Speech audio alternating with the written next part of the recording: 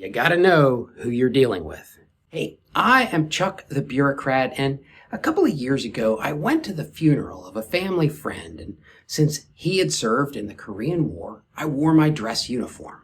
At the reception after the funeral, I bumped into a group of other Korean War era vets, and one of them said to me, "We didn't have colonels like you when I was in the Army." I was kind of taken aback.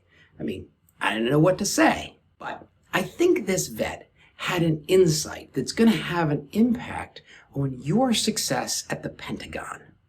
Days after that interaction, I finally figured out the perfect thing to say. Of course, right? And it's this. "Oh, you had colonels like me. You just never saw them." See, there's these two slang terms for a full colonel that I think are illustrative here. Bird colonels and the less used bull colonels. At the 06 level, you've always got the bulls and the birds. The bulls are thick-necked yellers who can drink and fight and drink and can lead 3,000 young men and women into the jaws of certain death. The birds are silver-tongued devils who can charm and bamboozle billions of dollars out of congressional coffers. And trust me, armies have been making the most of these two skill sets since the city of was founded. Now me, I tend to think of myself as a bird.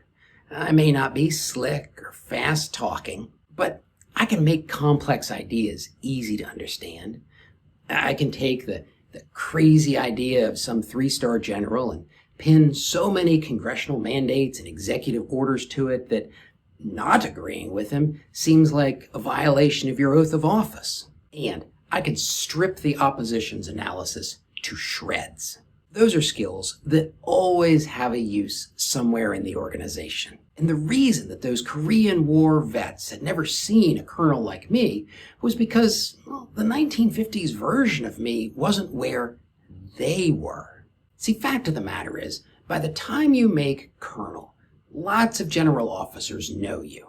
They have lots of conversations about where you can be most useful, and they are certainly going to try to avoid putting the wrong colonel in the wrong place. And so this has a couple of implications for your personal success, even if you're not an 06. First things first, as a lieutenant colonel or a major, you're probably going to be working for a colonel. You want to assess what kind of a colonel they are. And you don't have to be absolute about this. It's not like everybody has to be binned as one thing or another.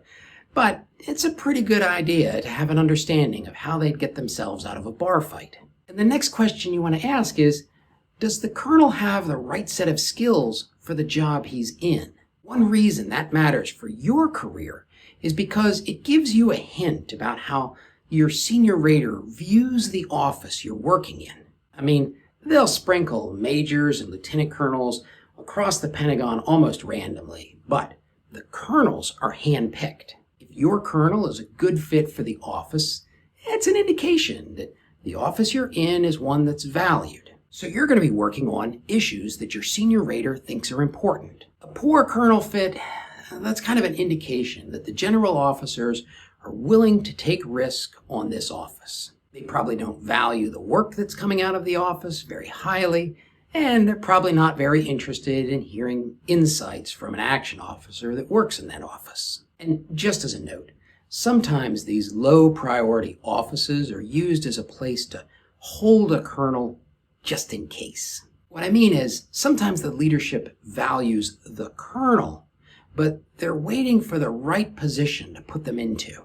This can be an interesting opportunity for the aspiring action officer. There might not be a lot of opportunity for face time with the senior leaders, but if you make a good impression with a rising colonel, you might ride their coattails all the way to the stars. The other thing to understand about the birds and the bulls is that the general officers will sometimes intentionally mismatch a colonel to an office. Usually they do this to either broaden the colonel or find out just how flexible they can be. Now, in the Pentagon, that usually means some kind of bull who's put in a position that requires a degree of diplomacy. I'm confident that you guys in the field have seen the alternative.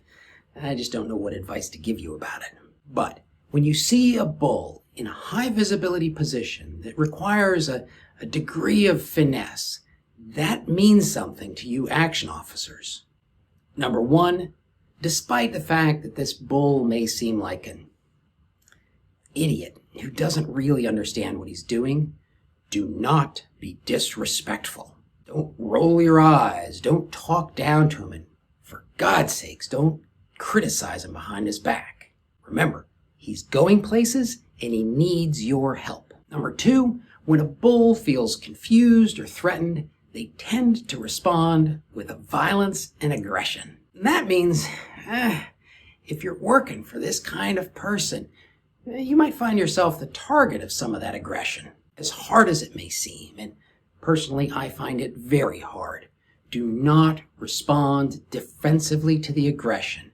Respond with the information that bridges the confusion. And finally, remember that when a bull is assigned to a place like the Pentagon, the goal is to broaden them, not turn them into a bird. So, if you're a bureaucrat like me, help the bulls see how we all work together to secure the nation. And if you want to see how operators and analysts can really be good allies, watch this video.